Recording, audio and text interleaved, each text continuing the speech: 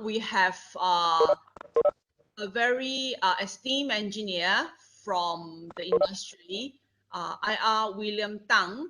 He is the founder for GBU Consultant, a consultancy firm that actually do a lot of specialization in structures and also civil work, okay, especially structures. So IR William is a very, very, very experienced person when it comes to structural engineering with William. Yeah. So he is a very good friend of mine. So with just a cup of bubble tea, he's willing to spend his 2 hours with you guys.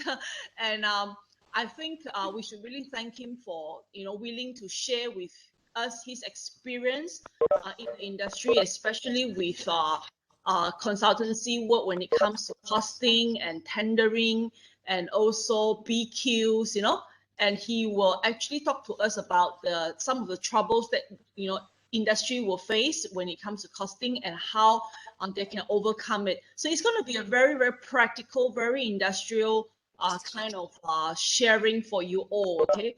So asking question, I'll leave about 10 minutes Q&A later on at the end of the sessions, 10 or 15 minutes, depending on when he finished. And yes, I hope you all enjoyed the talk this morning. It is related to the cost management, the topics that I've given you last week, which I will continue this Thursday.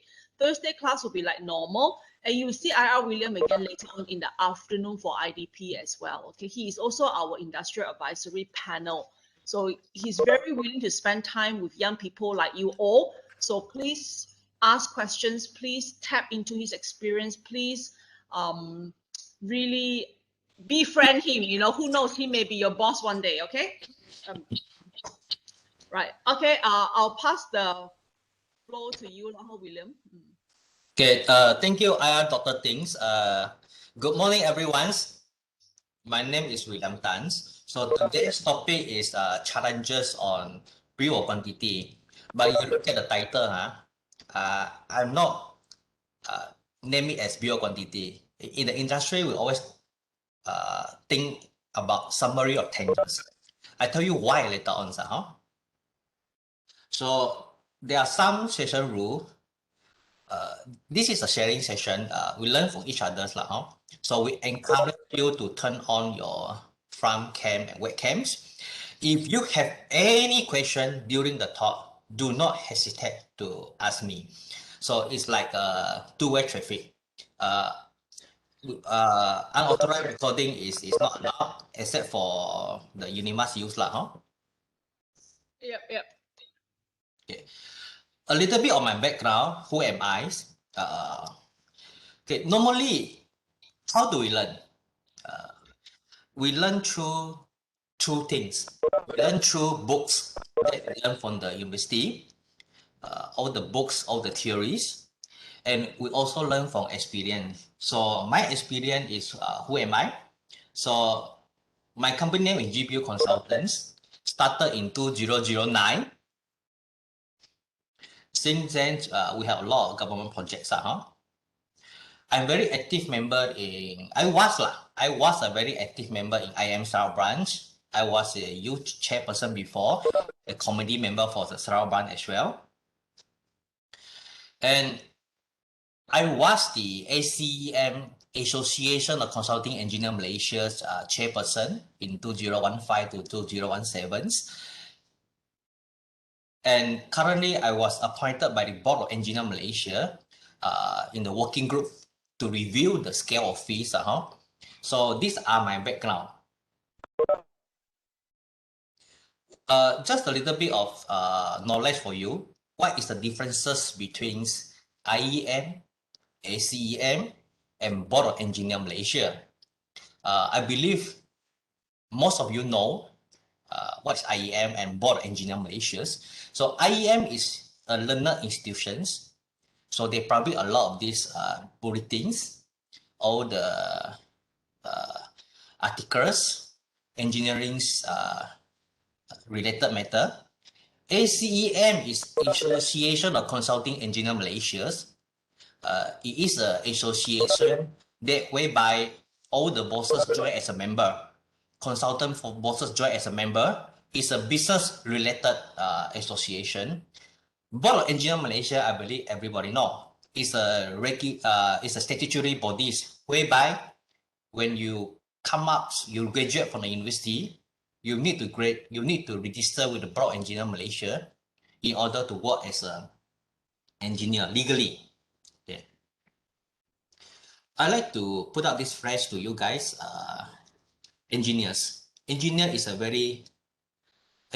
profession is one of the how to say, it comes with a wide array of duties and responsibilities, and none of which should be taken lightly. Huh? A little bit of statistic in the Malaysias. We have about almost 100 over 1,000 of graduate engineer at the moment, 143 or 150K. And a little bit of statistic in engineer in Sarawak. So in Sarawak, in the year of 2005, about 5 years ago, the statistic I have is 5 years ago, we have about 6,000 graduate, 1,000 plus of professional engineers. Okay, come to the objective of this sharing sessions. I will give you overviews on the industry practice and the challenges, especially if you work in consultants. So it's about 2 hours. So my summary of tender is consists of, I call it SOT. It consists of bill of quantity and lump sum. So sometimes when the clients ask you to do this, you so-called bill of tenders, we need to ask whether it is in BQ form or lump sum. I will explain later what is the difference between BQ and lump sum forms. So there are 4 topics that I would like to share with you.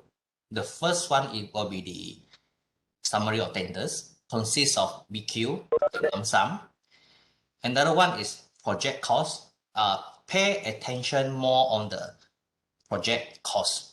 It's very, very important to come up with your summary of tender, or you call it bill of quantities. And some challenges during pre-construction and during construction times. Let me ask you, which industry would you like to join after graduate? For me, there are 3 categories. Either you would like to join developer, or you like to join a consultant, or you like to join manufacturers. Anyone would like to share that? Which one you would like to join? Consultant more, or contractor more, or manufacturer more?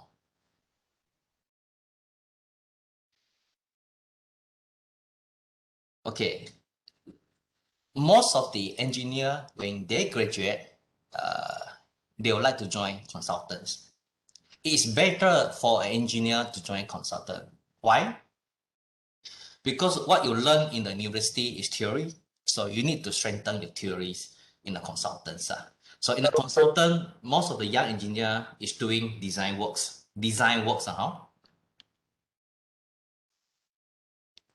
In the developer, it's mostly like you taking care of the coordinations between the subcontractor and the main contractors, and more to project management. In manufacturer and supplier, it's more to a specific material. So that you're looking at. So your knowledge is confined to a specific material. Okay, first, summary of tenders. When Toto Ting asked me to do this training session, so first thing come to my mind is engineer qualified to perform BQs? I know you guys is more familiar with BQ. For me, I call it summary of tender, SOT. Or maybe you think that this summary of tender is to be carried out by a quantity surveyor, not engineers. I give you the answer. So the first thing you need to know is this BQ supposed to be carried out by an engineer or by a QS? how to determine, or can engineer do this? Okay. Then we have to come to these documents. There are two documents specify the services of consultants if you work in a consultant, and what are the services that you need to provide. Document number one, we talk about engineering works. Document number two, we talk about housings. The difference between document number one and number two is document number two is concentrate on housing, where your house is less than 4-story. Where your house is less than 4-story.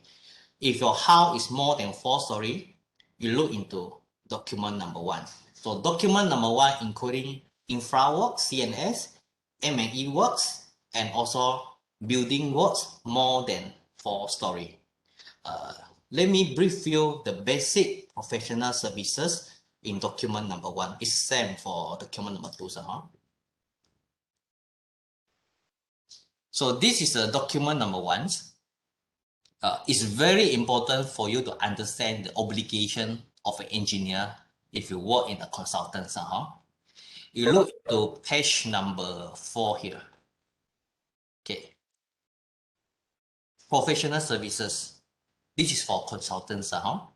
So the professional services, they divide it into 5 stages. 5 stages. The first one will be the preliminary stages. Preliminary stage. So these are the preliminary stage. You need to do your investigations. And under the design stage, you look at the design stage. The design stage number one, you talk about detailed design. You look at design stage number two, carefully look at design stage number two. It's asking the engineer to prepare the condition of contract, specifications, schedule, and bill of quantity. And bill of quantity as may be necessary to enable the clients to obtain tenders or otherwise award a contract for carry out the works. So engineer is obliged to do this kind of service to our clients. We not only have to do bill of quantity, we also have to prepare a full set of tender documents. Okay. Okay, during tender stage, what happened during tender stage? Besides preparing the tender document, during tender stage, after the tender clause, engineer have to do tender evaluation report. I will cover a little bit on this in my sharing session later on. So if you talk about bill of quantity, it's just a small part of your design stage number 2 and the tender stage. So basically, engineer is obliged to do tender document. Then it comes to the question that why not? Isn't it to be carried out by the QS? Are we taking over QS job? This is a question that we ask in our industry a lot. So this is how the board describe the basic professional services. So QS is mostly doing buildings works. And normally, if you have a building project, and the building is a major part of the project, then normally the clients will engage a QS If you have infrastructure works, which is not that big, maybe 10 million, 30 million, road works, water pipelines, the client have an option to choose that, not to engage a QS. So as an engineer, you need to know how to prepare tender document, and bill of quantity or summary of tender is just part of the tender document. Let me see. I go back to this one. Okay. So the next so you understand about the summary of tender. Summary of tender is just part of the services provided by the engineers. If you work in consultants. The next one is project cost. You have to pay attention on this one. This is very important if you work in consultants, even if you work in developer or you work with clients or you work in government sectors. I tell you why. Okay. A project cost is not a construction cost only. A project cost is a construction cost and non-construction cost. In order to do the bill of quantity or summary of tenders, in the industry practice, we don't work from down to top. It's always top to down. What do you mean? Top to down. For example, most of our clients are government sectors or even a private sector. It's the same. They normally have a budget, let's say 20 million. So this budget is a ceiling budget. It's a project cost. It's a ceiling budget.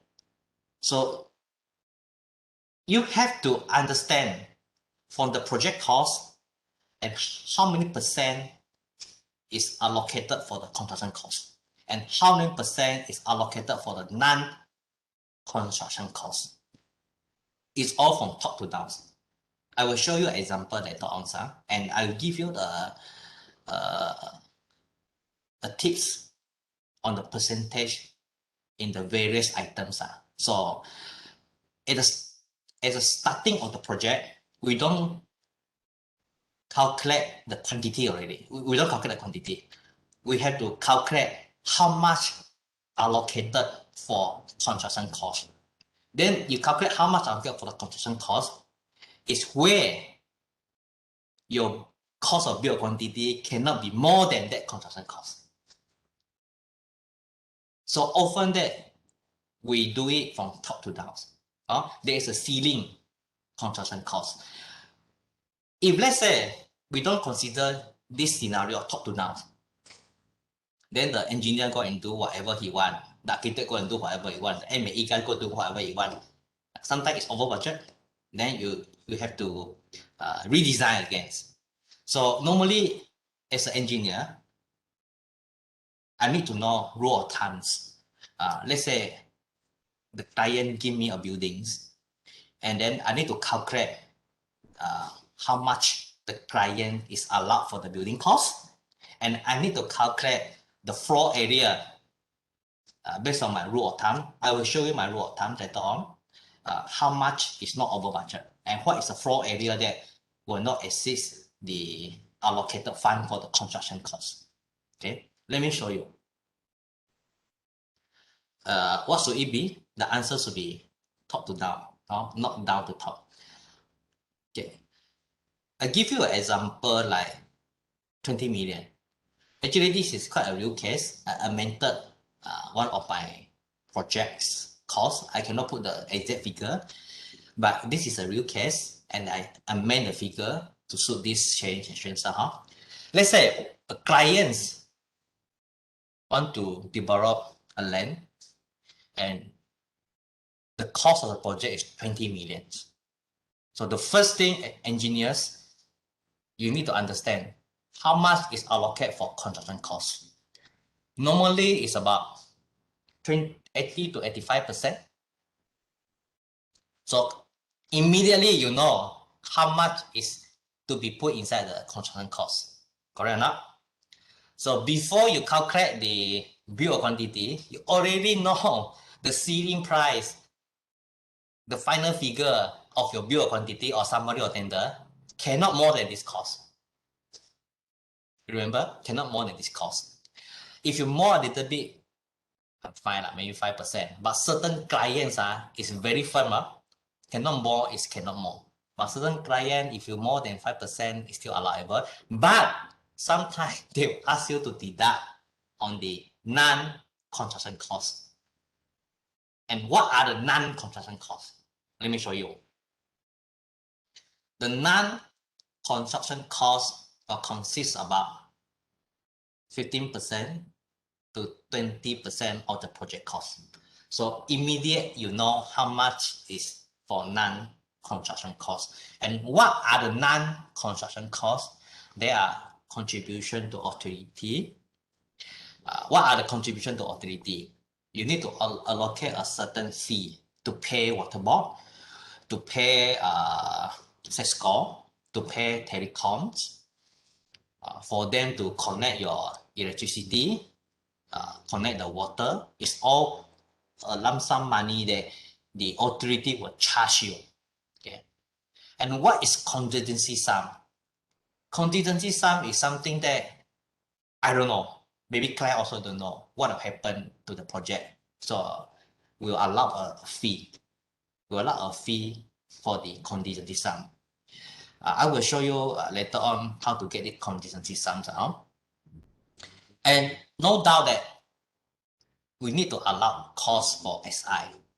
My SI here is not soil investigation, it's site investigation. So site investigation is consists of subsurface. The SI there is not soil anymore. So the term that we use in the consultant is subsurface investigation and survey works. But sometimes we also need to allow cost for assessment on the existing building. I have a project in Siriaman whereby the client want to use back the existing old buildings. So you need to allow a party to go and assess the existing buildings. There's a cost to be allowed for that particular task. So we come to the fee. So this is what consultant earns. So we come to the fee. So the fee consists of about 97% or 95 to 97% of that 15 to 20%. So just for your information, as a consultants, we normally can have 3 types of fee. There's not only one type, 3 types of fee. The first one is a basic professional services fee. Okay. The second one is supervision fee. The third one is reimbursable cost. To complete a project, for an engineer to sign and endorse, we need to include at least professional service fee and supervision fee. You need to do supervisions in order to certify completions. Reimbursable cost is more to like the drawing that you print and the cost that you obtain information from the authority. It can be claimed from the clients. So look at this picture. You roughly know 20 million. So let's say your client asks you to come up with the bill of quantity for this project. You immediately know that what is the range of your cost for the construction cost. You're looking at 80% to 85%. So you work backward. If from top to down, you work backward. You have to make sure that your building cost, your foundation cost, your internal services, your external services, whatever cost cannot more than that cost. That's how we work in the industry. We don't go straight away to design the building. The architect straight away to draw whatever client wants. Sometimes the client don't know. The client sometimes is just an implementing agency. For example, if there is a buildings, maybe a council buildings, and that council building is very huge, maybe the council team cannot handle. So they will assign maybe JKR Sarawak is an implementing agency. So JKR Sarawak will try to come up with the requirements or from whatever the council want. But sometimes the council, whatever the council want, it might be over budget. Okay, so as a professional architect, engineer, or QS, we need to know how to advise back to our clients. So if their requirement is too much, then we have to tell them that, sorry, if you need this kind of floor areas, you'll be over budget.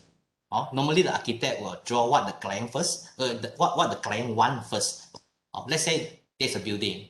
Maybe the architect will come up with a floor building based on the client's requirement first. And then the architect will calculate the floor area. And based on the floor area, normally architect or engineer will know how much this building costs. So later I will show you this kind of rule of thumbs. So from the requirement of the clients or implementing agency, we come up with the period costing for them. If over budget, it's our duty to tell them that you need to shrink down your size of the buildings. This is what we have to do. I give you okay. Let me see. Okay, a project cost estimations is an Excel format. Okay, this is what normally we do lah. This one I get it from my QS friends. It's very good. This table Excel file very good. So basically, we have our clients or implementing agency, and we have our project items and client ceiling. Look at the word ceilings. The word ceilings is a ceiling price, so 20 million. Okay. Then you have your blue column here, is construction cost. Then you have your green column here, is non-construction cost. So your yellow and the green add up is 19 million plus, which is less than 20 million. This is what client want to see. I go inside in depth later now. This is what client want to see. So you have to work out something like this. Okay.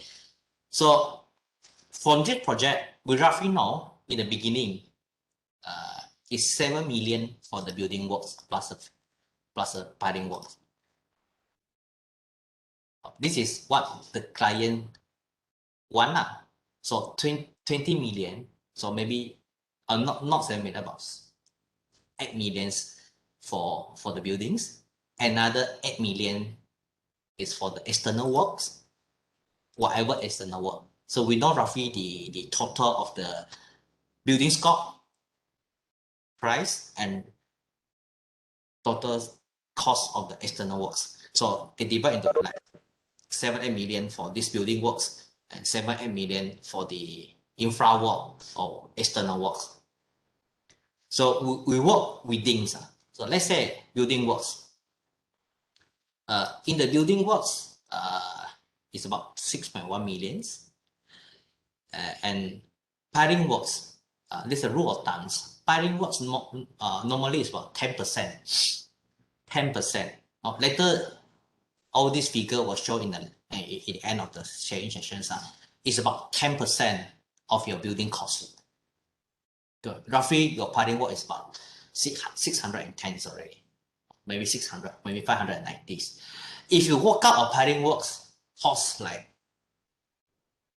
750, 800, or even 1 million, you compare with the 6 millions, sometimes the client will ask you why.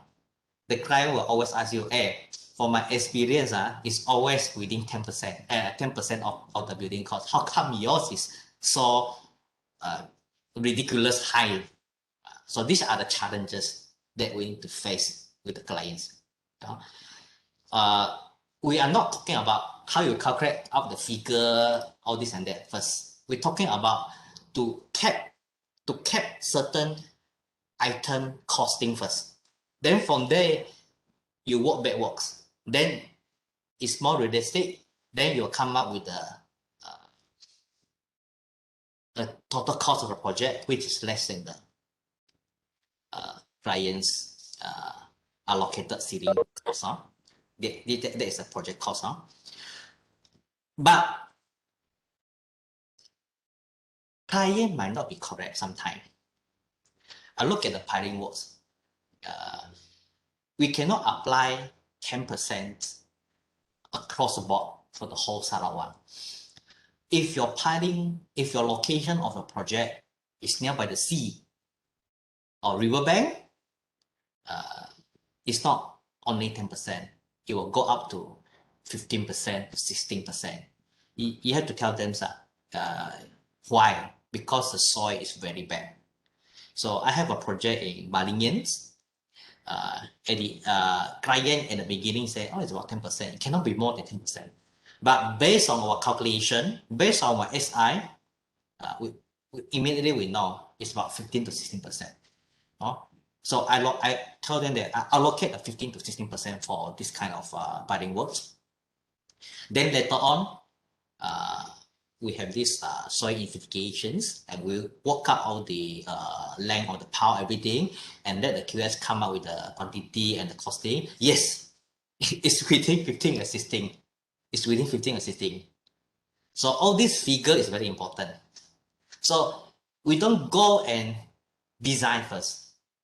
We always look into the big picture first.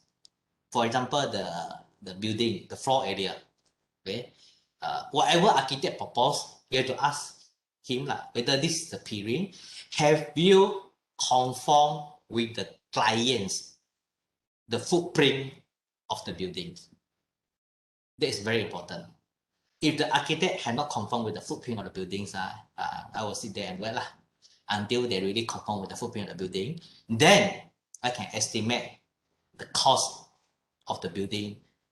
I'm a civil structure, so I can estimate the cost for the KNS and the foundations. Okay, sometimes I will tell the QS, and then QS know how to locate all these figures. It's two-way traffic. It's two-way traffic. Okay. What else? Okay, we come to this non-construction cost, contingency. Okay, sometimes project there is contingency, sometimes project there's no contingency. If we are quite certain that we cover everything, almost everything that we can foresee to happen during constructions, we don't put contingency. Unless there is a need, that something that we cannot have, we don't have time to do period investigations. We think that something might happen during constructions, we can allocate a fund for this contingency. And how much should it be? Sometimes client will tell you 50K. But for my way of doing it is I will just propose, maybe the QS will propose 25K. Let the client feedback to us whether he think too high or too low. Okay. For my experience, sometimes it's 25K, 50K, 75K, 100K. Depends. Not much. Average is about 50K. It also depends on the size of the project.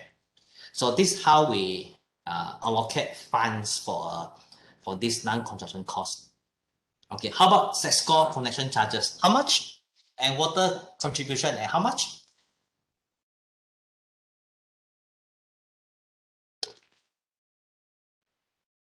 For the peering start, these are roughly the figure. You have to gain this kind of figure based on your past experience with SESCO and water board, all this and that on telecoms. For KNS, we deal with water contributions. So for my past experience for other projects, we think that it's about 20,000 for this project. It could be wrong. We only can ascertain this amount until we do our design plus our drawings. Then we submit to water board. Water board will tell you this figure. That will be at the end of the design stage.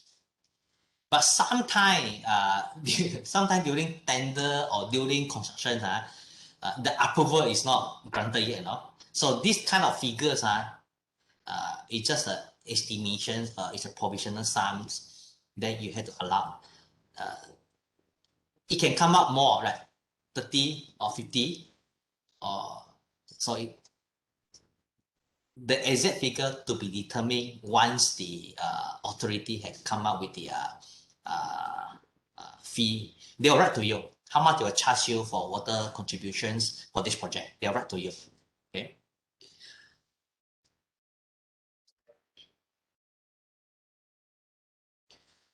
We don't, as a CNS engineer, we don't estimate for M&E lah. The set score, telecom, no. The M&E side will do estimations. Okay. Sometimes a project, it can be without architect, and without M&E. The client will assign a CNS consultant, whereby a project it requires not only CNS work, it also requires M&E works, or it also require a building works. This kind of project, normally that building is a very small building, and then the M&E input is very small. So as a CNS lead consultant, you got to know all this. You got to know all these lists. This is quite a full list. One of the project example. Then you had to ask the M&E consultant. You had to go and estimate to me how much is a Cisco connection charge and how much is a telecom charge, all this and that in the beginning of the project. It's part of the estimation side. Okay, and all these connection charges are like 3 entities lah. Electrical connections, water connections, and the telecommunication cable connections.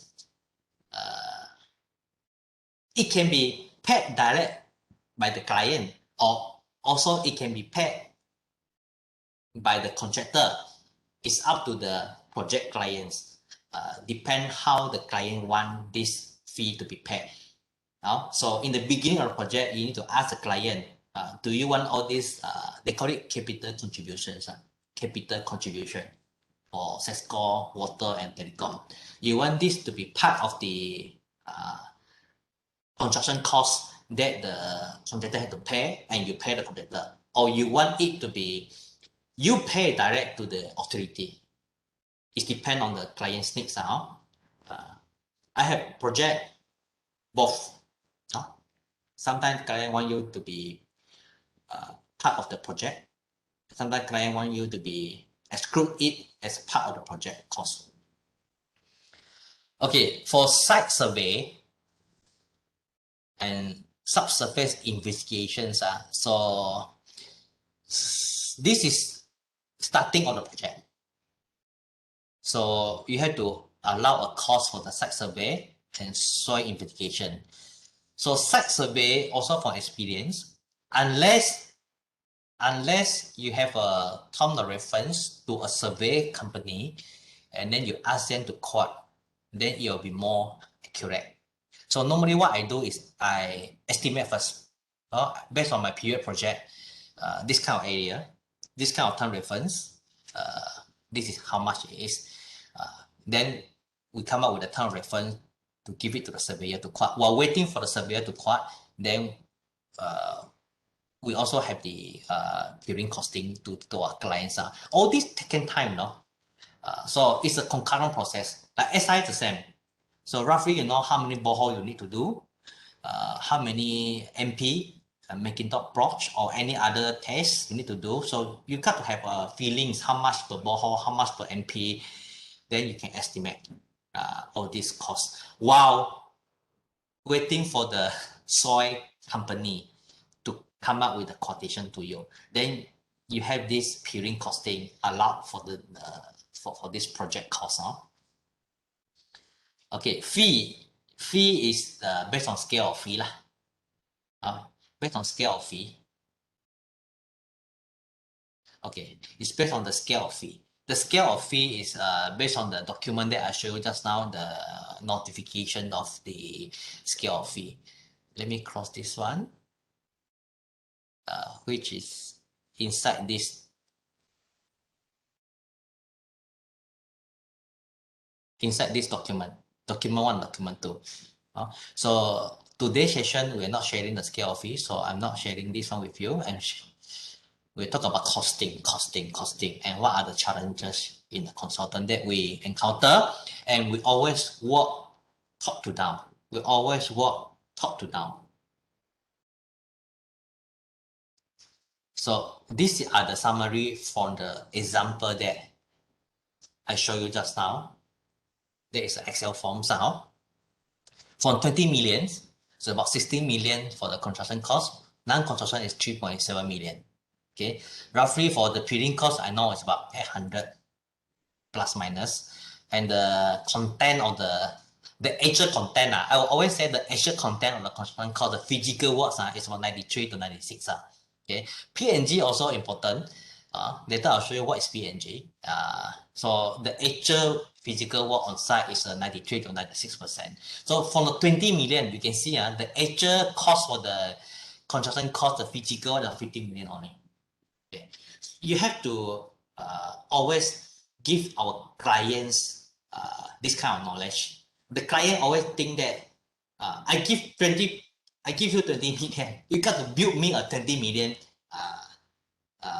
project or constructions items. No, it cannot be like that. It is the same that when you buy a car. When you buy a car like 100K, you're not buying the physical car as well. You also have to buy their worker, their design fee, and their QA QC fee, all this and that. It's the same with the construction. So in the beginning of the project, I think government project may not issue like everybody know. If you deal with private clients, the first thing that costing, you need to tell the clients how much you allowed for this project. Maybe they say, I want to build a detached house, 500,000. Then you have to ask him, this 500,000 is your project cost or your construction cost or non-construction cost together? Then he will ask, what is construction cost? What is non-construction cost? Then you roughly can tell him that, oh, these are construction costs, these are the non-construction costs. If he say 50 million, so if he say 500K, he have this kind of fund to build a detached 500K, immediately you can tell him that the actual construction cost is about 400 only. You have to spend about 50 to 100K for other things, for the non-construction costs. Okay.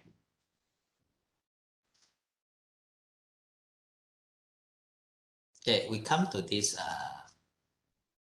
before construction. So now you know what is project cost. Project cost is consists of construction cost and non-construction cost. So what happened during pre-construction, the tender documents that you need to do. Okay, when you talk about tender documents, okay, let me have a drink first.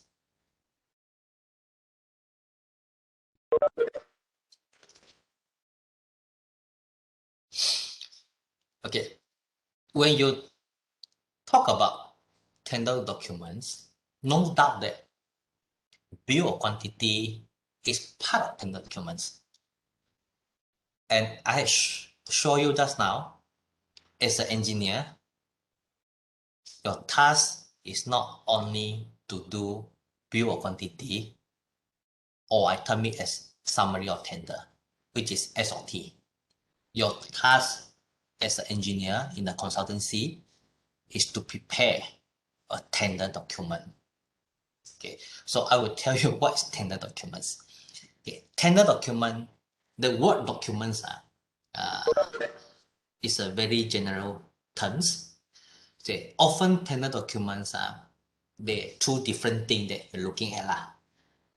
You always have to think of first a documents and a drawings. Drawing is a subset of documents in terms of tender documents. So you talk about tender document, normally they have this volume 1.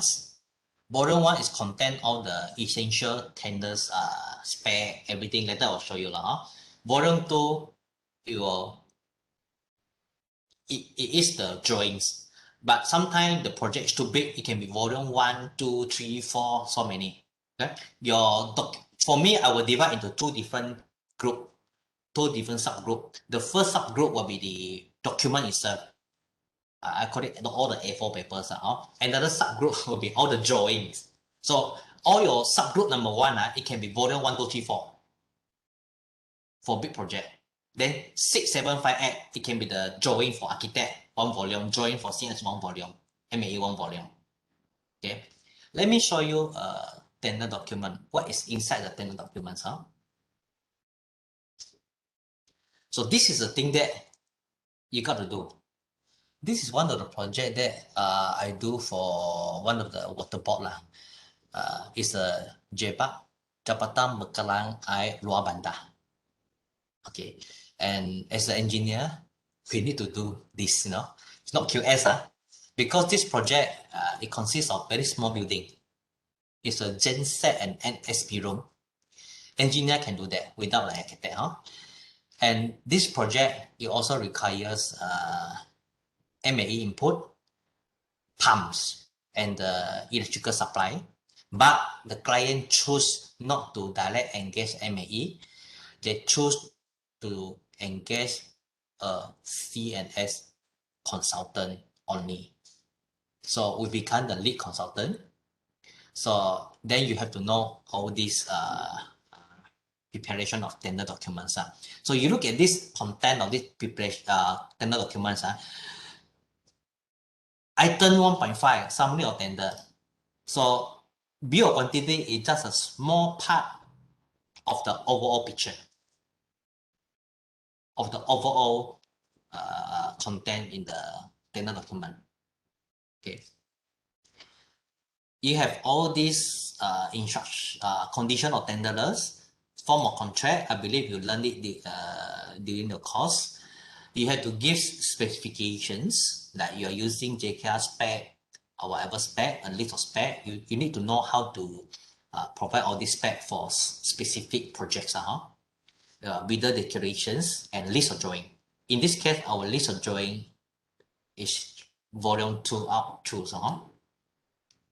So bill of quantity, remember, it's just a small part of the overall tender documents. Okay, I show you a sample of bill of quantity. In our term, we call it summary of tender.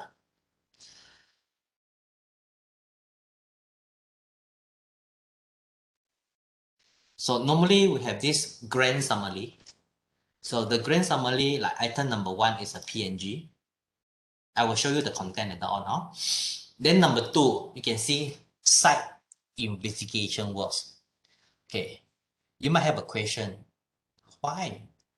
Isn't it site investigation work to be carried out before I design, before the construction start? It all depends on the schedule of the clients. Let's say the client gives you a project. They want you to tender end of the years. Let's say they give you in October. They wanted to tender end of the year. Sometimes I tell you, you don't have time to do all this site investigation work. Sometimes like survey or sub-survey investigation work. Normally, we do survey work first. Then we use the survey works to locate our boreholes, the MP, the magnetic block or whatever soil test in our survey plan. And then we give it to the soil testing company to do the subsurface investigation work. In this case, we managed to have survey work done only. We don't have time for the SI work to be carried out. So we allocate the SI cost as part of the tenders under the contractor's scope of work that he or she had to carry out during the construction. It means that before they do the construction, they have to carry out this specific task. Then you come and ask, without soil investigation, can I do design? No? Actually, you can. You can, based on the geological map, you roughly know that area. You roughly know what is the soil under that kind of that particular area, like Balaga. You know that Balaga it consists of rock, so you need to specify bore pile or micro pile already. We don't think about RC pile or timber pile anymore. And sometimes we go for site investigations, site visit. Then we can around the way of that area, you will see other project. Then you will see other project foundation type of foundations. This is how we collect all the information for our design purpose. Like, no doubt that we don't have that soil report to really ascertain the estimated depth of the micropile. So then during our estimation, I will put a little bit more. We assume maybe 15 meter before it reach the forming layer where it's a rock layer is. But luckily in this project, my estimation is quite accurate.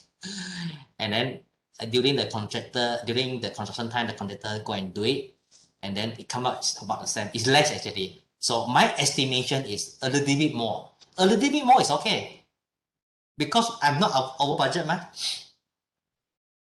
So client is very sensitive when it comes to VO, especially additional VO, because it's a reality that let's say I'm a government, I allocate 5 million for this project, 5 million for this project. Sometimes, I don't say all the times, they don't look into the soil condition of this project site and that project site.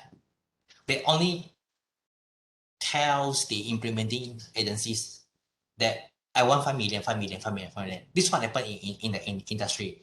The fund is allocated.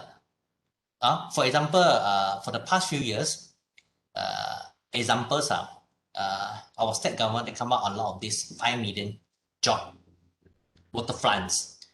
Maybe Lingga waterfront, many small town area waterfront. The state government allocate 5 million for all the waterfront. So you have to work from top to down. Maybe the waterfront in Balaga, 5 millions, the area is bigger than a waterfront in Lingga. Okay, because Balaga soil is better. It's a hillside, whereby maybe your tiling foundation you can save. But in Lingga is different. Lingga is nearby the river mouth, near to the sea. It prone to soil erosion, all this and that. So we can't do much. I think our hiring cost will be higher in Lingga side compared with the Balaga side. So with the same amount of 5 millions, in Balaga, you have a bigger waterfront. In Lingga, you have a smaller waterfront. So you got to see from the top to down. You got to think that you are a client. This is how it works. This is how it works. For this one, the provisional sum allowed 50K. One of the contingency sums, 50K.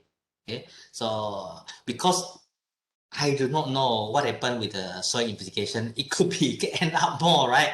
So a lot about 50K. At least now we know that 50K is more than enough that contingency now.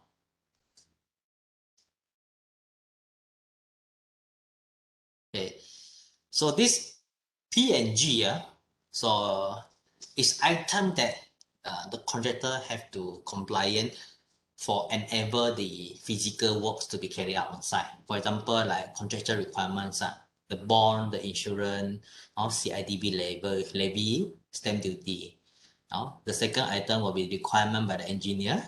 So, or SO, the superintendent officer. SO not here is clients, you mean clients. So the contractor have to provide site office and also to maintain the site office. The contractor have to provide accommodations. Okay, and all this, how much? How much you allocate? Okay, it depends the nature of the project. Sometimes it can be very detailed. client want you to come up with the layout of the site office, no, in one of the tender drawings, no. But sometimes a small project like this, we don't that particular, but we specify the size of the building, the how many chair, tables, or stationery, or computer or IT items that we need in a specific item in the tender contract, in the tender document, sorry, in the tender documents. So these are the things that you need to liaise with the clients. For example, uh, project car. Do you need a project car in Belaga? If this project in Kuching, do you need a project car in Kuching? So project car, it costs about maybe 50K to 80K. So these are the small things that you need to liaise with the clients. You need to convince the client it is necessary. In this case, it is necessary to have a project car. Without a project car, without a four-wheel drive to Belaga, I believe not many site officer would like to go to Belaga. Normally, if let's say I am a site engineer, I only have a sedan car. So am I using my car to go to Belaga? Now the road to Belaga is, I know lah. I've been there many times. Without for you drive, you cannot go in. Okay, sometimes for you drive, you're also quite difficult. I had to be very, very slow. So you have to think of the site conditions, the way to go to the site. So you allow a car. You talk to the client, this project, I need a car. So you allow the cost for the car. The cost for the car, for example, we don't ask the contractor provide you a new car.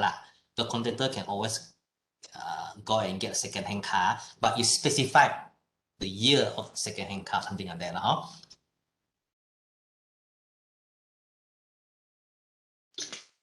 I think the challenges is more to all this in our industry, not the content. Like let's say I want to calculate how many rebar, how many what is the volume of the concrete, what is the formworks cost of this and that. They want you know how to do it during your uni time. The lecturer will teach you.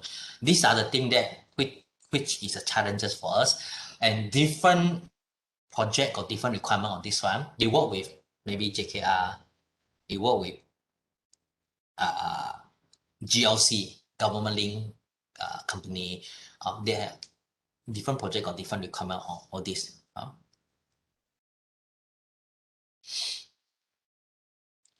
Okay. Okay. Services to provide a transport vehicles, maintenance of vehicle throughout the construction period as well. Okay. Don't forget, you need to allow like security guard on site. So the contractor can hire a security guide to take care of the site. These are the part of the PNG as well. So how much you have to estimate. But before I do all the estimate, I know already. Overall the PNG, how much I cannot exceed that figure. If I want to exceed that figure, it's about 4 to 7% of the construction cost. If I have to exceed that figure, then I have to justify to the client why. If you work within 4 to 7%, but sometimes the client will keep it at a cap. They always think about 5%, 4%, 5%, 5%, forever 5%. But if really necessary more than 5%, you have to justify. That's how we call it top to down. We cap first, but if really need it, then we 7%, you have to justify why you need to have 7%. But the internal sum, all this costing, we use that overall ceiling cost to distribute. Instead of come up with a small one, and then come up with the sum of the PNG. No, we get the estimated PNG cost first. Then we distribute in all these PNG items. This we always call top to down. Okay. Okay, submission of documents, method statements, monthly report, all this it costs money. The contractor can claim one, even the contractor need to hire a survey, setting up the surveyors, contractor had to comply with the QAQC. Okay. This QAQC, there is a standard by JKR lah. So the contractor will have to know what is the requirement of QAQC under this JKR spec. Normally, we put the spec inside the tender documents. It's all like some. So contractor normally allow certain like 20,000 from item L to M to N to O. It hardly to find, sometimes to hardly to find a contractor will give you like cost for L, cost for M, cost for N, cost for O. Although we all specify like this, most of the contractor will come up one figure only. They allow maybe 1% or 0.5% of the overall cost of the project for this item. They'll write that item. They don't go and count how many tests they need to do, all this and that. For a small project like this lah. If you go for bigger project like bridge or this project, it's different story. It's different story. These are most of the common way of doing it and common way how the contractor pricing, all the tenderer pricing. So maintenance during deferred liability period, all this and that, you got to allow the contractor to claim all this and that. And complying with authority requirements. So like the contractor had to register with the Dodge, it costs money, and safety help aside. So sometimes this project require a safety officer. You need to specify inside here also. So the contractor will price it so that he can engage a safety officer.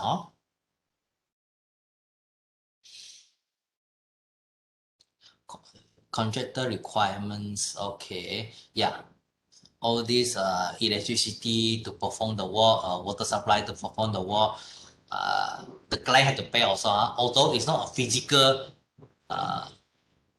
thing that the client will get it, but all these items is enable the contractor to perform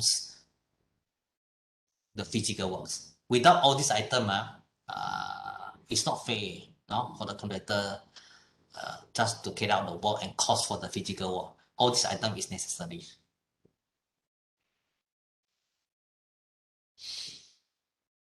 Okay, we come to temporary works. Interesting, this temporary work, I will specially show you at the end of the project. Okay.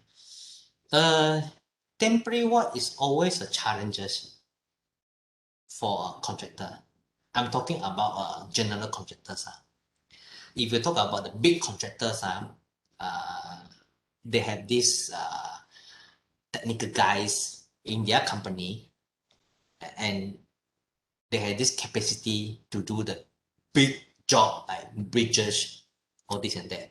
Okay, you compare bridge and a small housing or even this project. But even this project, I call it in the middle range in terms of temporary work. Okay, if you build a house, you excavate the excavations. Do you need the contractor to do a submissions for that temporary excavations? If you build for this project is like a jetty, we need to build a jetty from the land, go up to the river bank, go to the river. So how the contractor is going to build this jetty? By what way? There is a concrete casting. There is a I-beam hoisting. So I will call it range number 1 is like housing lah, whereby contractor just dig about 1 or 2 meters below the ground to do casting on the parquet, all this and that. And they are very small one. They are very small temporary work that the contractor had to do. Then sometimes we don't have this temporary work item just. I specified temporary work in this project is because I know that contractor is going to build a temporary structure going up to the river to build this structure, the permanent structure. So that temporary works, it costs money, you know. It's not fair there just to estimate the actual permanent structure costing. Without this temporary works, the contractor cannot build the permanent structure. So one of the challenges in our industry is temporary works. I will talk more in the later stage. If you go to the bigger range of the project like bridges, you have this balance cantilevers or girders, launching, all this and that. That kind of temporary work, it costs a lot of money. It can cost like millions and millions. And it's, the contractor really had to spend times in this kind of temporary work for the bigger project. So that is also part of the major cost in your bill of quantity. So temporary work is always a challenge in the market when you come to range number 1 and range number 2, whereby the contractor is certain level of classes in CIDB. Sometimes they have this difficulty, you know, to come up with their proper temporary work documentations and submit to the consultant for approval.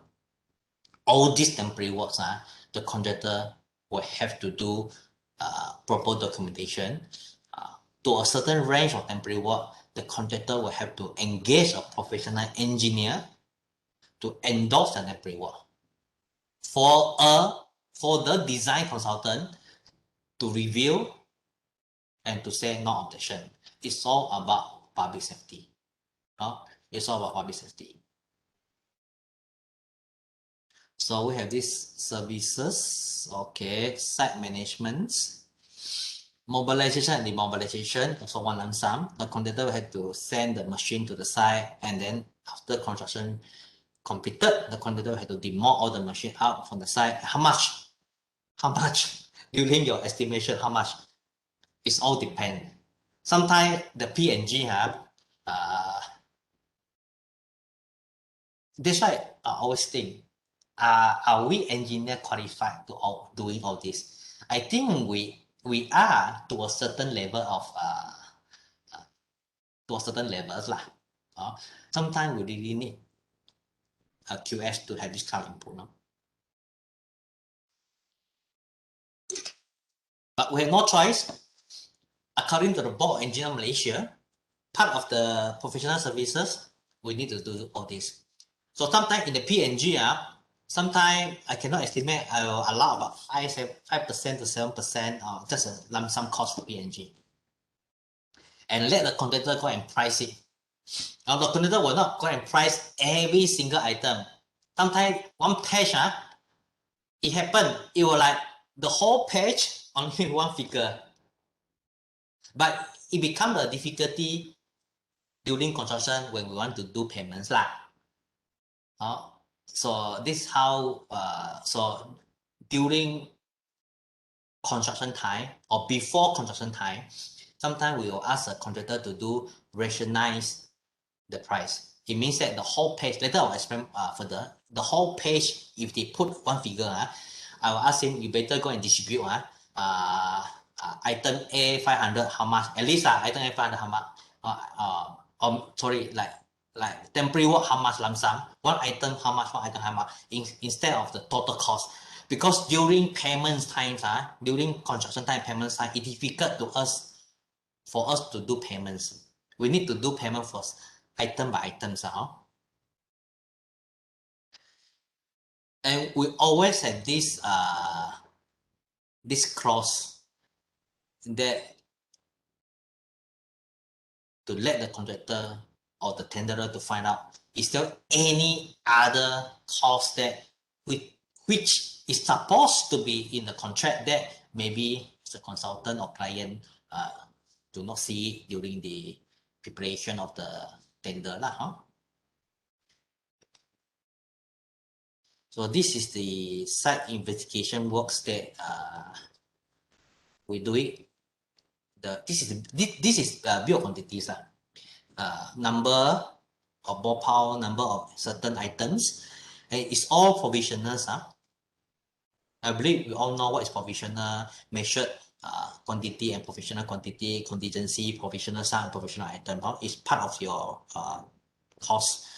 You can refer to your cost note.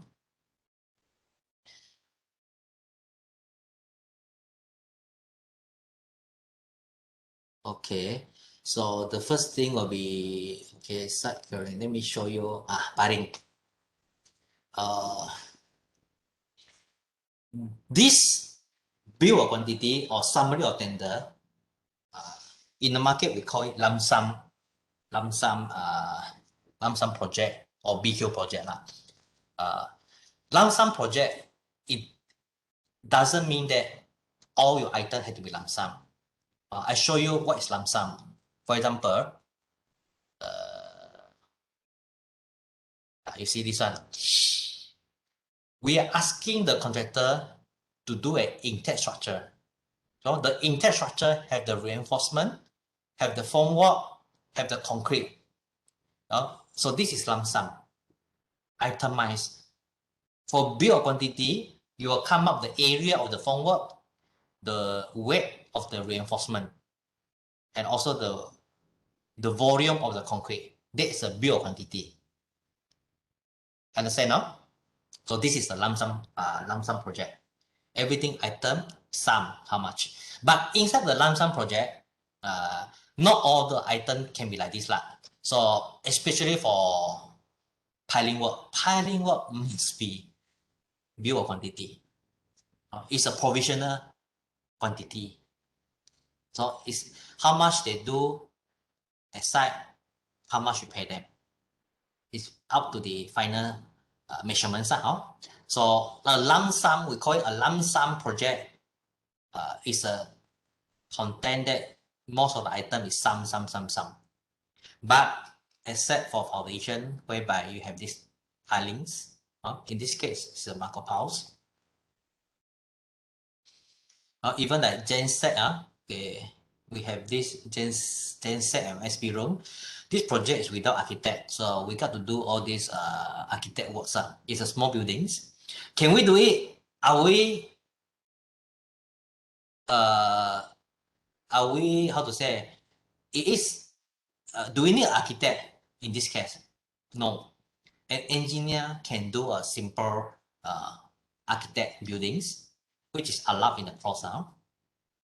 It's all under BM. There are too many to learn,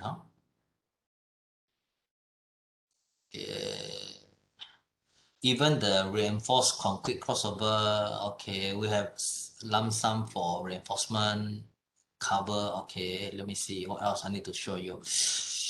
But at least like lump sum project like pipeline, we need to come up with the sub items. They need to excavate, they need to backfill, they need to lay the pipe, they need to join the pipe, and all the miscellaneous.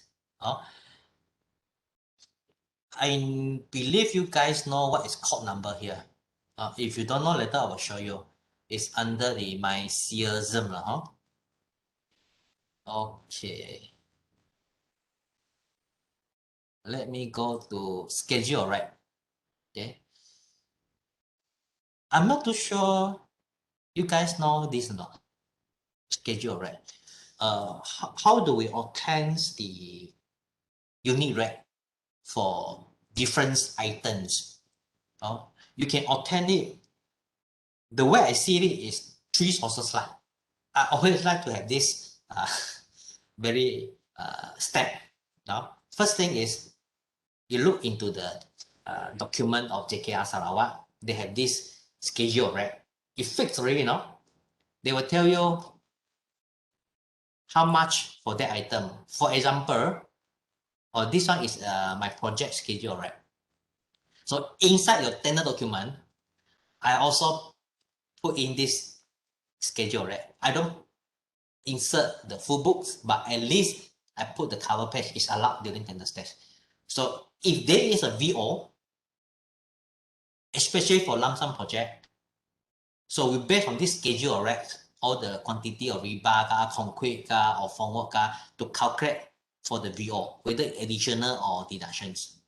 the importance of schedule, right? This is during construction time schedule, right? But during our estimations, sometimes we also use these books, no? Schedule, right? Later I'll show you the content. So just to tell you that we need to insert schedule, right, inside the tender documents. Okay. This book, I'm not too sure you guys seen this book before. It's Malaysia Civil Engineering Standard Measurements, and whereby all the work and all recording is from here. I believe you have it. I believe you have it. You know about this, huh? Because I saw one of your course note have something like this. Okay, but not all the items inside here lah. But and this book will teach you how to come up with those items not inside here, huh? This one schedule, right? I give you an example. The schedule right now, the latest version is 2020. The one that I show you in the tender document is 2018. Now there's a latest version in 2020. For example, you have a site.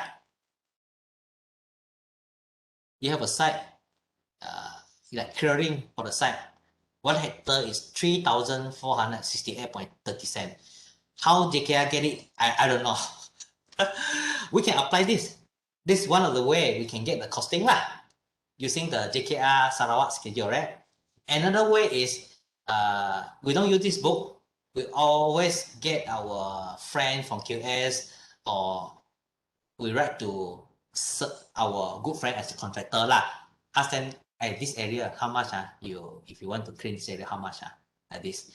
So sometimes it's very subjective. So first I will look into this book, which is quite firm and which is no arguments.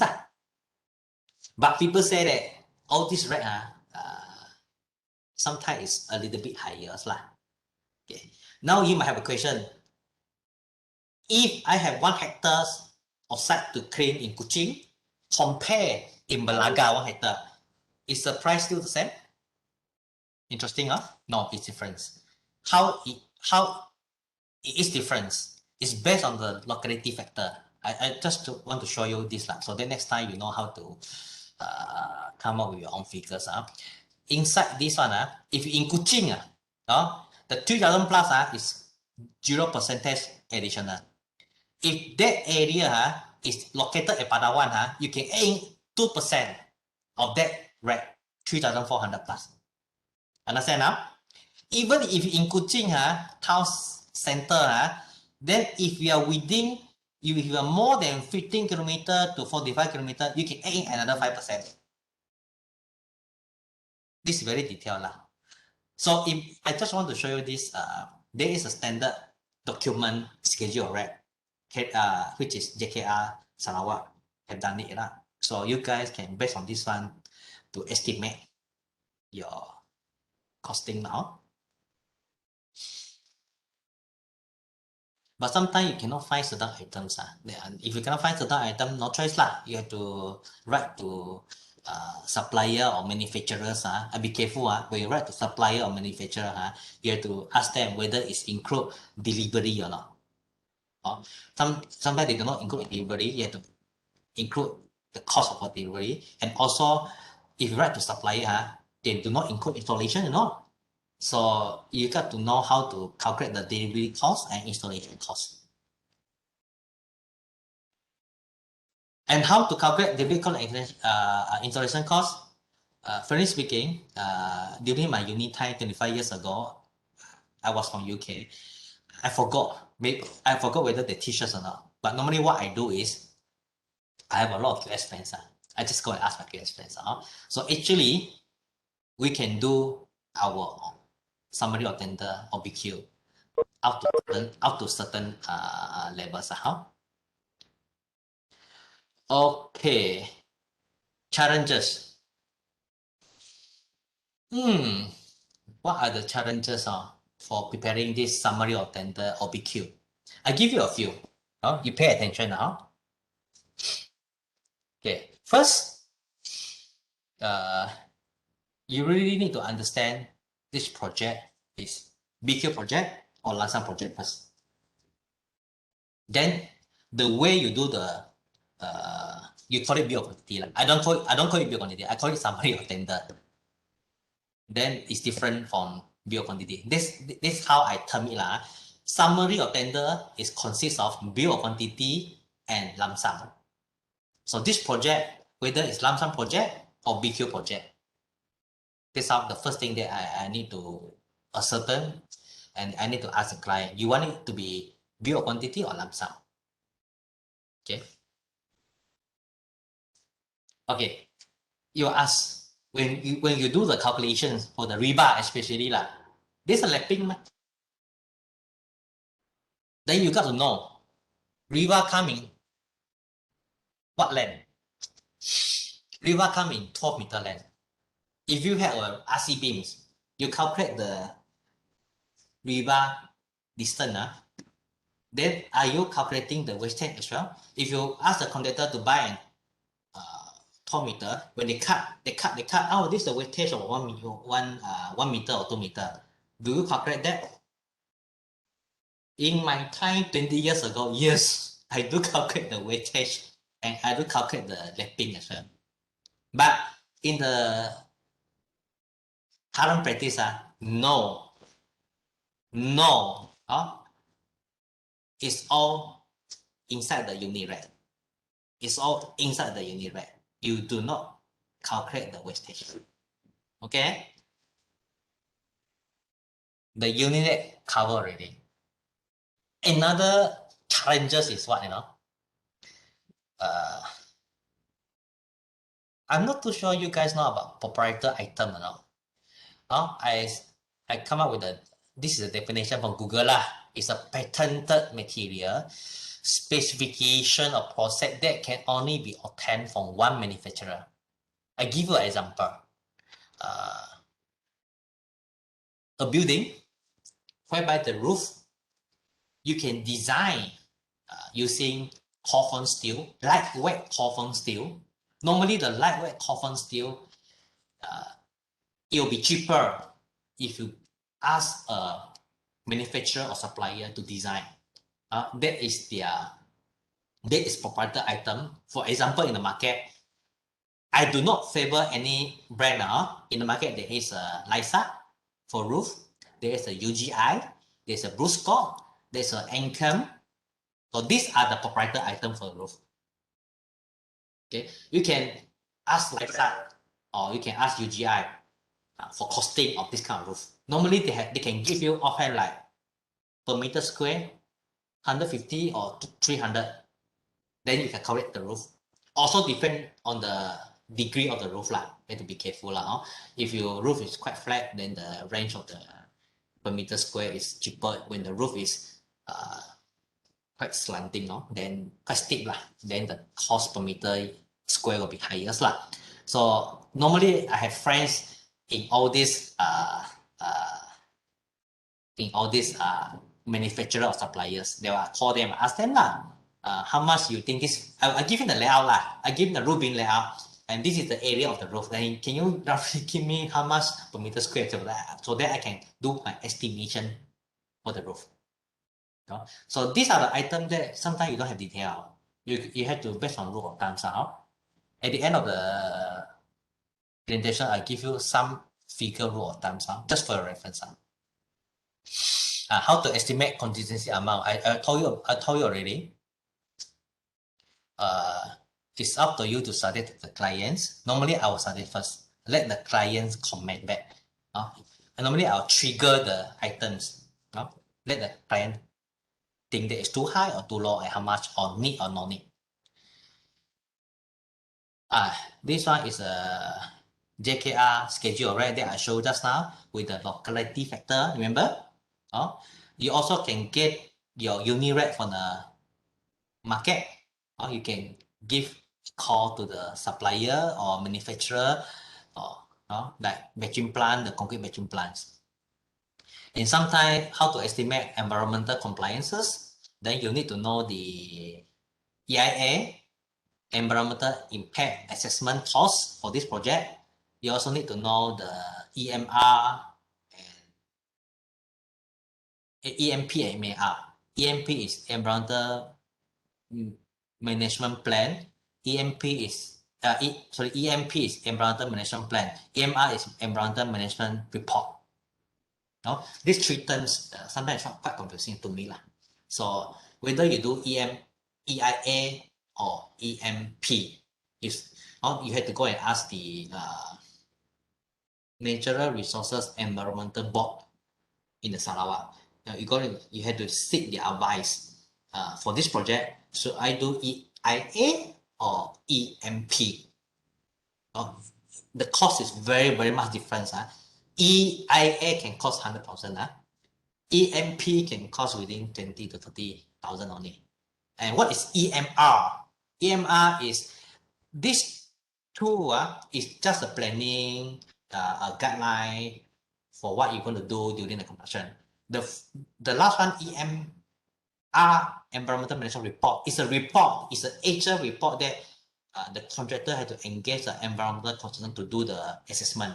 Normally it's quarterly. This one is very cheap. It could be a few thousand per times. In 1 year, 4 times, few thousand. You can estimate the price. So you got to know which one is applicable to the site for environmental. Then you need to come up with the estimated costing for the planning report and the assessment for every month. How much does it cost? I do not know. So I have friends in environmental consultant. Give them a call. For my experience, I asked a few. It's about the same but sometimes it depends on the location and the nature of the project. It's about maybe 80 to 100K for I could be wrong, but this is for my experience. 100K for EIA, EMP 30, 40, I don't know, 20, 30, 40. EMR in maybe few thousand per times. This is how we estimate. But I always call my friends telling them I have a site at this Lingga or Belaka, and how much you think this EMP or EMR. Okay. And traffic management is another thing that how to price it. We can price it if you have a traffic management plan, but it can be changed by the contractor during construction times. I have a project. It's a road project. We do traffic management plan, and then we put number of signages. We need to have officers to do the flag. So these are the costs. And ESEP. What is ESEP? ESEP is erosion sedimentation plan, something like that. This ESEP compliances, sometimes you need to understand the requirement by the authority of the ministry. If you have a job by federal, like JKR federal in Sarawak, but when you read the requirement for ESEP, the erosion, the sedimentations during construction, it might not be required in Sarawak, in the context of Sarawak legally, whether you need it or requirement by the Sarawak state government. Sometimes not necessary, but because of the project is federal, but in West Malaysia, ESEP is compulsory. But there's a term.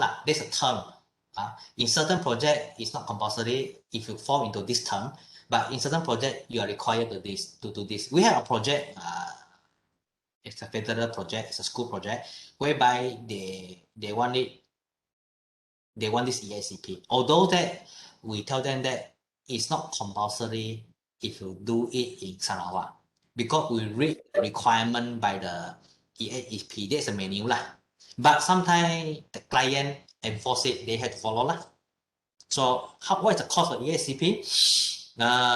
ESEP is like you are building a small pond, wash through. When the vehicle in the site, especially during earthwork, you cannot dry out directly. You need to go through a wash through. You have to clean your tire, all this and that.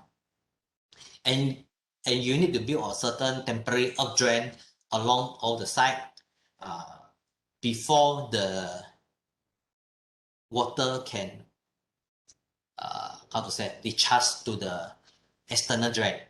They don't want all your mud, whatever sand, silt, clay to discharge out, which is environmental not friendly. So ASEP is controlling the erosion, sedimentations within your site. So these are the things that you need to work out the detail for us or for QS to price out. Temporary works. The last thing interesting temporary works, costing and BN guideline. I tell you now. Okay, I tell you the temporary work later. So I think I'm short on time. I will quickly go through. So tender evaluation report. I quickly go through the tender evaluation report. This is a tender evaluation report that I did for one hour project. So these are the items, the content you need to really check their compliance for documentation submissions. If you have 40 tenderers, you really need to go through all the 40 tenderers and then to check their financial capability and the technical capability. Okay, why I show you this is because part of services we need to do this. Rationalize summary of tender is the one that I told you. Sometimes the contractor just do one lump sum for the whole page, So before you turn the tender document become a contract document, you need to ask the contractor at least you price a lump sum for each major items. This we call it rationalized summary of tender. A quick one for variation of price. I'm not too sure which this is covered in your cost. No, because of MCO, variation of price. We talk about variation of materials, price in materials. Before MCO, the contractor cannot claim the variation of material. I'm not talking about the unit rate. I'm talking about the material only. When you purchase that material, you purchase the sand before you go to mix with the cement, water, that material cost. Before MCO, contractor cannot claim VO, additional VO, when the market price for the sand, for example, is higher. After MCO, our state government come up with this circular So it said that kebenaran, you look at item 2.4, kebenaran perubahan harga bagi kontrak kerja kerajaan negeri. So the variation of price is allowed for material only. So what are the material is allowed to have this variation of price? It's this one. For civil work, this one. So we are actually sometimes quite busy at end of the year because the state government want to know this quantity, like Kasharan you use for this project, our river you use for this project, water pipeline. So variation of price for material is allowed now after the MCO. So we need to come up with a quantity, and then we need to come up with a basic unit price. It's quite tedious to go for this basic unit price. It depends on the material price published by the Department of Statistics Malaysia. Now the Department of Statistics Malaysia, you go to the website, then you can download the price of the rebar, material price on here, price of rebar for Sarawak and for that particular month. And that is the basic unit price. Okay. I want to talk about more on this final one. Give me another 5 minutes. Okay. So there are conclusion to me, there are 3 types of challenges that you need to look into it and how you're going to solve it. I show you. The first one is the ceiling construction cost. By now, you should be able to estimate your construction and non-construction cost. You know the ceiling price for the construction cost. But this ceiling price is plus minus lah. We don't call it to be, it's a threshold lah. It's a range of price. So it's about 85% of the total project cost. Okay, in order to get this 80 or 85 cost accurately, then you need to know the rule of thumbs on certain items before you really calculate the bill of quantity, each item how much, So these are the rule of thumb. I don't have everything. I put it here, the figure here only for illustration purpose only. So you got to know when you work in consultant or even you work in contractors, they are looking at price. Everything is money. Everything is money. So you need to know what is the market price for a buildings, for concrete for square meter, ranging like 1,500 to 2,000 for a normal house. If you build a detached house, it's more than 2,000 per square meter. It's 2,500 to 3,000. It can be like that. Just want to indicate to you, there are this kind of rule of thumbs in the market.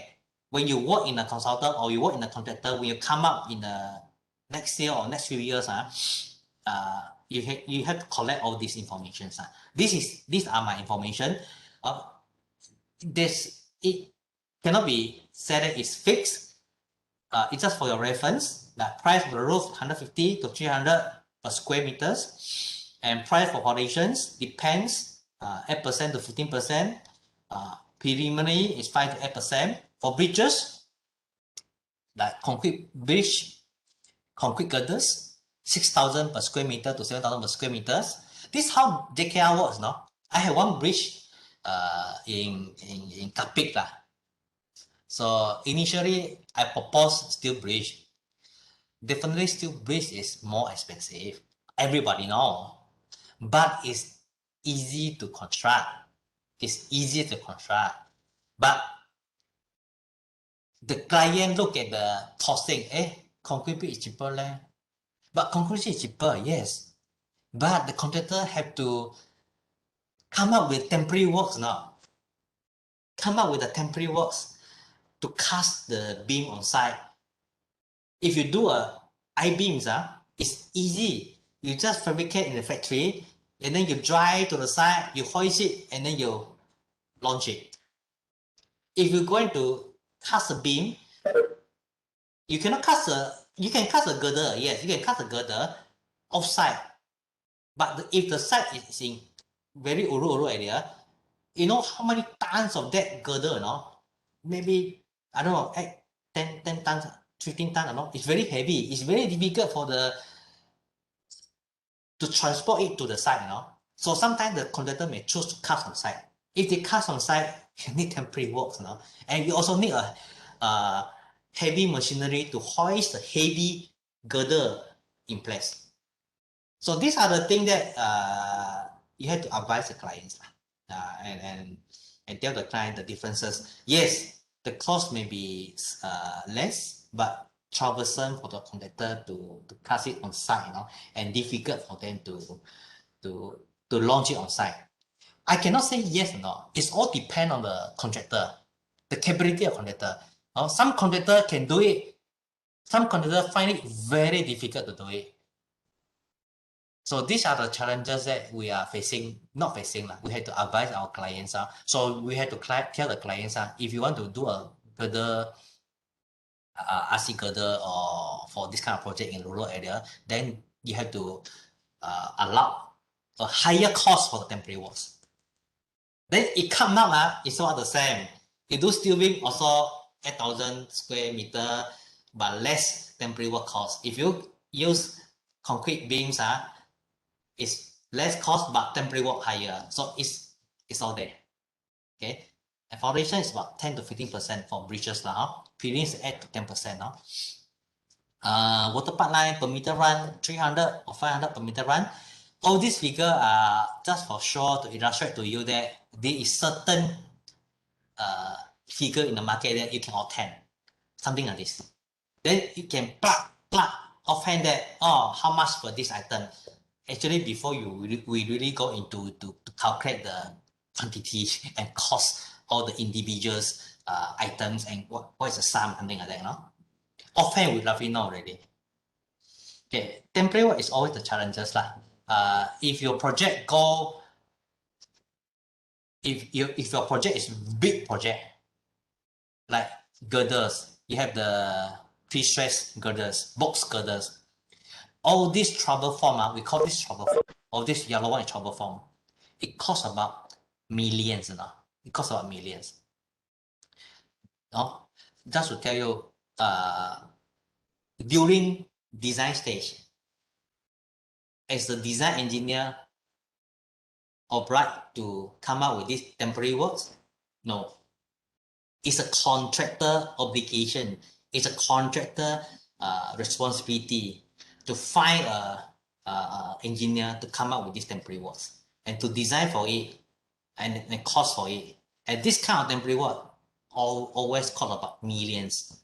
So when you want to do a project, you have to look into what are the things that enable the construction can be done. And always this thing is not captured. Sometimes it's not captured in our drawing. So for me, difference, I always capture all this temporary work in my drawing. So you look at my drawings, this is one of my projects. I always have this temporary works because temporary works is quite a major cost for a contractor to do if the project is big. But I put it as a standard already. So this standard will tell you range number 1, range number 2, and range number 3. So they have to refer to the Board of Engineer Malaysia. There is a guideline on this temporary works. So I always have this clause in my notes, in my journal note for the drawings. I will tell the contractor upfront that if you do this kind of temporary work, you need a professional engineer to endorse, to submit the drawings. Okay, so the contractor will price for it. Now, sometimes this is missing in our drawing, also missing in the bill of quantity. So this is a guideline that published by the Board of Engineer Malaysia. They classify into 3 different type of temporary works. Type number 1, you require what? Type number 2, you require what? Type number 3, you require what? So I put out a summary actually inside my journal note here already, something like that. If I also give them the reference, they have to go and refer to this one. Temporary work, these few guidelines, one is from Board of Engineer Malaysia, another one is for CIDB lah. CIDB is for the contractors, regulatory body for the contractors. I choose to use Board of Engineer Malaysia. At least the contractor know where to look into that documents because I'm more familiar with the guideline from the Board of Engineer Malaysia. It's quite easy to understand. So these are the temporary work document. You can get it easily from the Board of Engineer Malaysia website. What else? Okay, I think I finished my presentation. Thank you very much. If you have any question, you can always ask now. Back to you, Dr. Ting. Hi. Thank you, William. Yeah, I have been listening here as well. Thank you for your sharing. A lot of the project sounds very familiar. Yes. Let me start. I think that is a very invaluable experience. I hope the students are listening and not dreaming away, I think, William, you point out a lot of things that are quite they may not feel it yet, you see, because they haven't been in the industry. Yep. But I think some of the things they will feel it, especially the questions about why you need a QS and when you need a QS and when you don't need a QS. I've always been trying to explain to them in a lot of circumstances. Engineers are asked to do, especially if you have a very small project. The client is not 1 or 2 million project. The client is hardly going to ask the QS, spend another 1 or 2% of their fees, to pay the QS. Might as well ask the engineer to tap out everything, Correct. Yeah. So I think it's very important for them, especially, to realize that their job also encompass quantity, calculations. And then if not only because they are consultant, but if you work for contractors, you see, you also may not, your contractor boss may not engage your QS as well. You will also need to do tendering. You also need to calculate, understand how to do costing, you know, and how to calculate rates and where you get your rates and times it with the quantity. You also need to know how to calculate the quantities. And also there's a lot of project now that is based on design and build. They may ask you to also produce the BQ, you know, as a contractor. Yep. So please, I hope you all are aware of it. And any questions from anything regarding these aspects?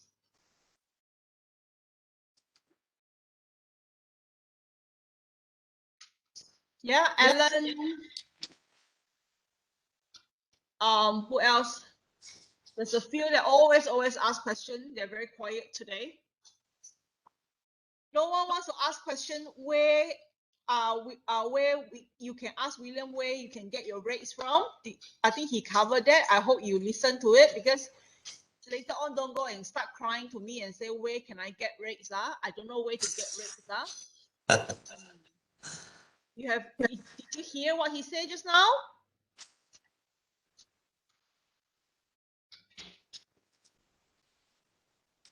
Ayo, they're all sleeping this morning. Okay. Fikri,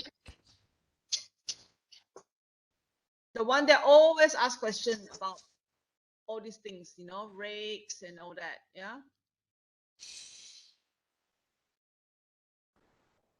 Yeah. Not sleeping, Dr. Ting, but I think this is a very comprehensive sharing by William. So I don't think that I have anything to ask so far. So Just absorbing the knowledge. Did you hear where he gets his rates from? You heard, you know, like in IDP, you know, you all need to find rates later on. Did you guys hear where William find his rates from? Anyone got the right answer can have my handphone. Next time you can ask any question to me. Oh, you don't want that. They are going to haunt you. Okay, so William did mention that he always get it from his QS's friends, you know, the latest updates and all that. And then he also get it from contractors sometimes and manufacturers, you know, and there are problems when getting it from them as well. And then you also can get it from JKR schedule rates, you know. So there's a few ways of getting rates from. And anyone else have any questions? Yeah. On this thing about rates and calculation, if you know, like any of you wants him to explain, like if you do prelim calculation, how detailed do you need to go? William, maybe you can just explain a little bit on prelim, because they're doing a bit of prelim design and they need to do a bit of calculation of preliminary calculation of the project price. Let's say when you have a project, the government obviously give us some sort of ceiling, like maybe 5 million, 6 million, but consultant also you need to propose, you know, based on your preliminary design, you need to calculate some form of preliminary calculation on the cost so that you can judge what is your consultancy rates as well, isn't it? Yeah. Yep. So how do you normally quickly do that, you see? Normally, you're not going to spend, like, you know, your team 3 weeks to calculate that, you see, because that would be a waste of resources. Yeah. No, normally, first thing I will see the project requirement and nature. I give an example. Let's say if I'm going to build a council building in city area and a council building in a rural area like Balinian. So quickly there I can come up with a peering maybe 4.5%, and for Kuching area, 5 or 5.1 or 5.2 or 5.5% for Balinian. This is a first proposal I will give it to the clients. Okay. So in city, because a lot easier of resources you can get, so the prelim is a lot lower. There's a lot of transportation costs and all that involved when it comes to rural settings, especially those that is really, really rural as well, you know. Yep. So that one will have a higher prelim cost. And what about like how do you gauge overall the cost of the project if it's just a preliminary design? You mean the cost of the project or cost of the construction cost? Construction costs, yeah. By rule of thumbs. Mm. Often you need to learn how what is a rule of thumb for buildings, like per square meter how much, the roof and the foundations, and also per square meter for a rod, something like that. Okay. So we use that kind of rule of thumbs to come up with the prelims. Yeah. So this is what in terms of academic we call it all up rate lah, huh? So meaning that you will have a work, and then inside that work you will have a rate that will include the material, you know, machineries, all the rate that combines. You know, it's going to be a very quick times with that quantity kind of thing, isn't it? Yep.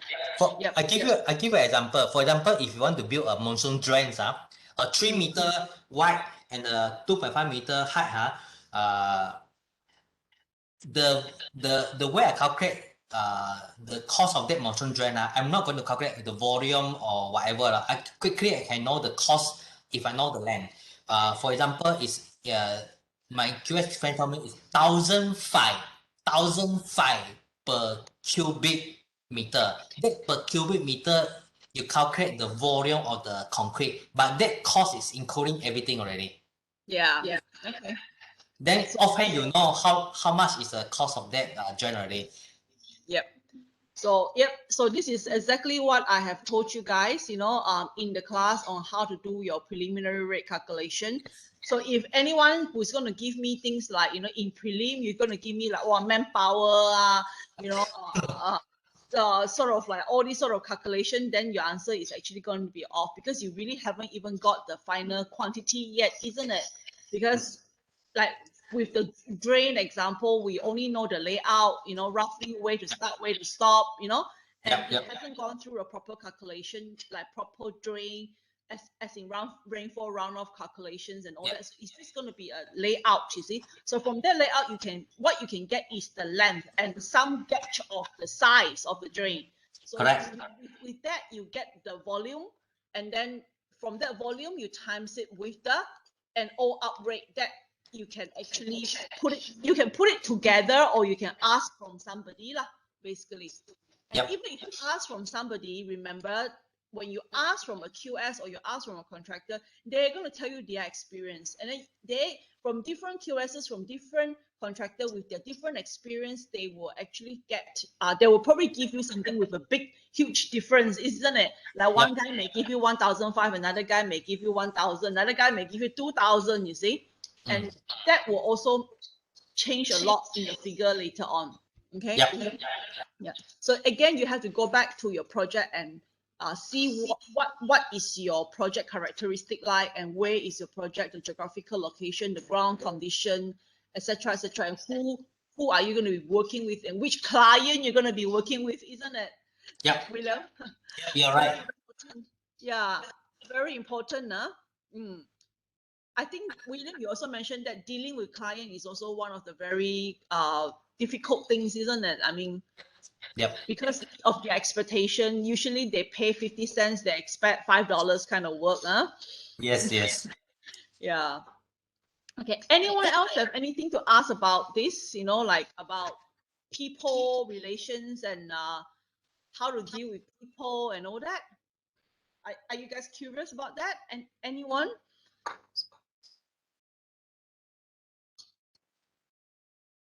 I think one of the things I can share with you is client will ask you, how come the other engineer can do it, you cannot do it?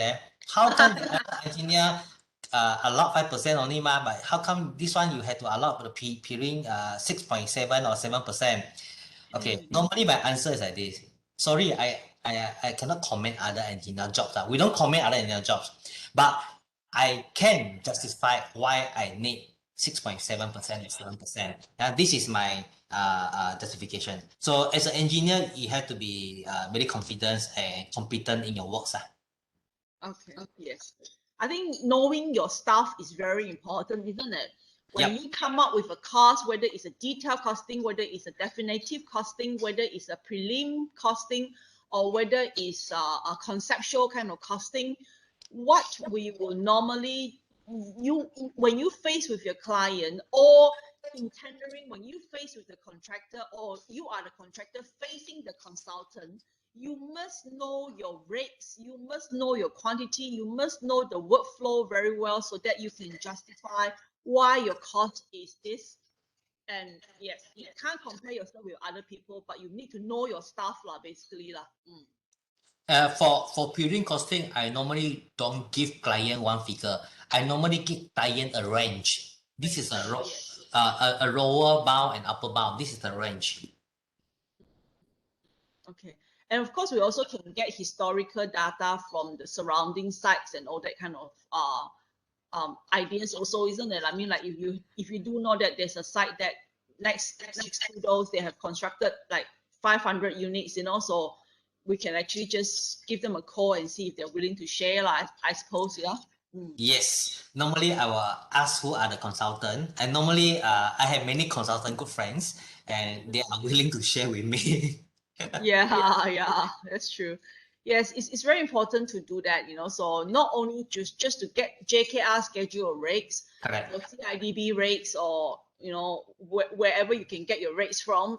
Those are very official rates, you know. So you may not win a tender, you know, if you use all those sort of official rates. Yeah. Okay, right. Okay, I think that's all from us actually. Anyone else have any questions? Can you guys have I would like to take a photo. Is it possible or not? Huh? Yeah, I think you can get them to on their screen. Those that have a camera, can you on your camera now? This is my little request lah. Can guys, can you on your webcam? Great, I see the first one, second one. Come on. I on mine also. I on mine also. Okay, I forgot. Oh, wow, great. Wow, there are so many, huh? Okay, good. Hold on, Yeah, nobody's here this morning. I don't know what happened to the other 10, 15 of them. Okay, come on, another few more. Come. At least we covered the first page lah, huh? Uh, On it. Everybody on if you can. By now you should own a camera already, right? I mean, like for online face-to-face. Hey, you're gonna have an online face-to-face exam next week, huh? So don't tell me you don't have camera, okay? Okay, come, let's take a photo here. One, smile. Great, wow, great. 1, 2, 3. Another one. 1, 2, 3. Thank you very much. I will also print screen here. Is it control print screen or print screen only? Try I both. think you just press a button, print screen. Normally, I also I put it in a Works document. Yeah, me too. let me see if I can control V here. Oh no, I can't. Let me try. Okay, let me. Okay, and or print screen, and then I will do the word.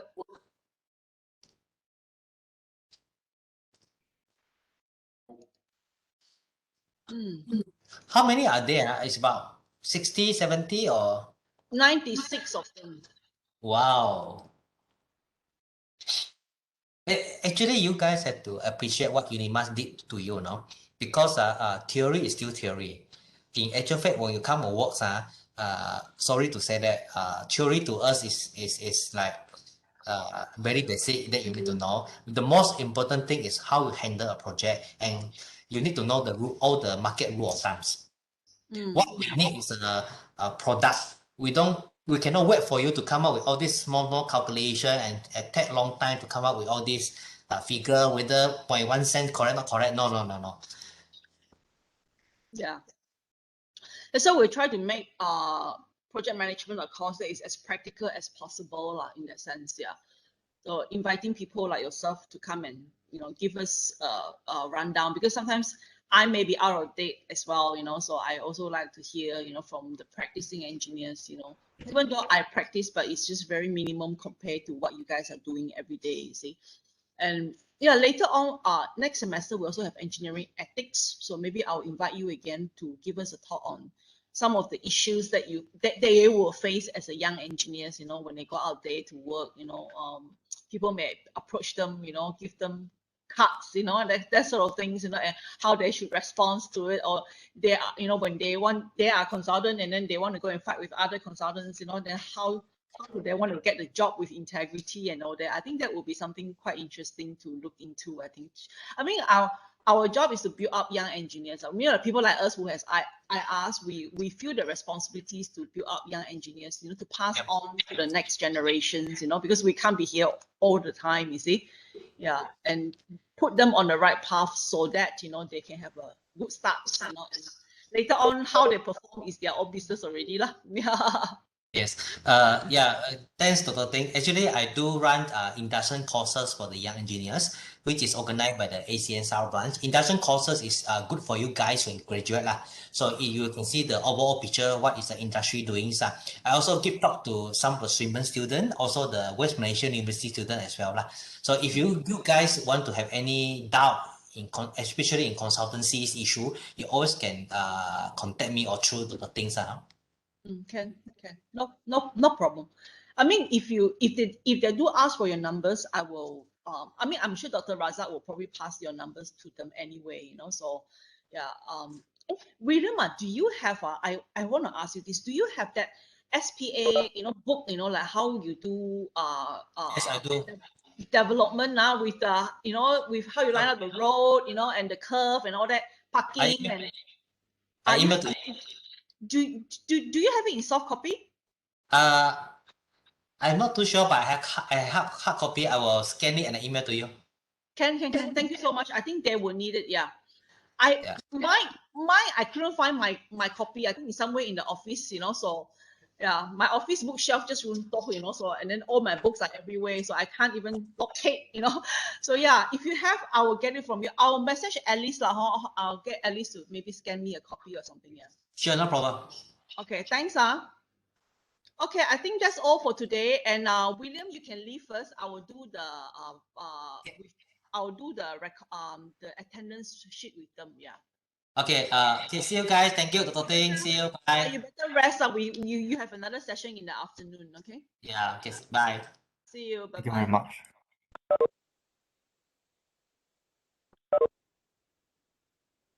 Okay. Those of you who hasn't called in yet, I have the QR code. Just give me a minute. Okay, you guys didn't ask question. So sayang, so many things to ask about your costing. I have to ask for you, pula.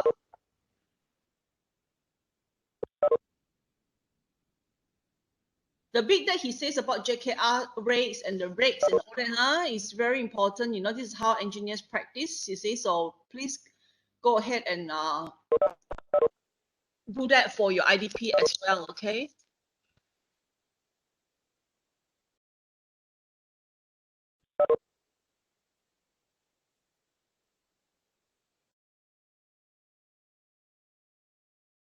Next, Saturday, on Thursday, our class will be like normal. We continue with costing, and then we will also do things like more financial management, because now you already know how to calculate a project cost, with what William talked to you and all that, where you get your rates and all that kind of thing, why you need to do BQs, and how you deal with clients. I think that's the point that he's trying to get at. You see, these are the few points: the rates, the BQs, why, and then also dealing with clients, and making them understand your rates, negotiation, and all that. Is all part of costing, practical part of costing.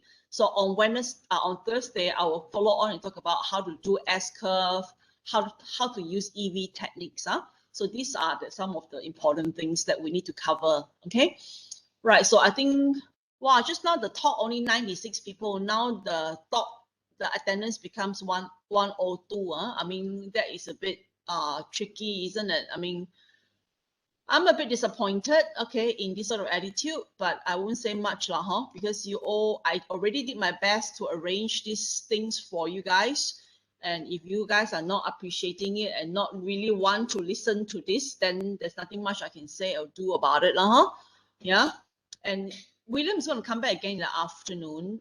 So if you do have any other IDP questions, you can also ask him. He's a structural expert actually. So if you do have any structures kind of questions, he's going to be a really good person. I've seen some of his design, roofing, and high molds, that sort of things. I think they are really great, So I mean, quite an expert in structural engineering. Yeah.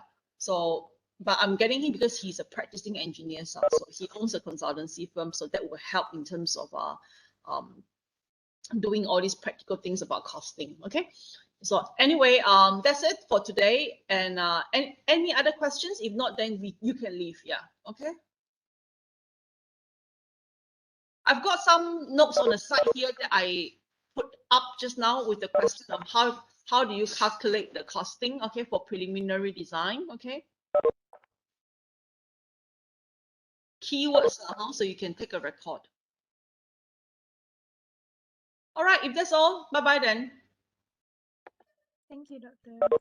Thank you.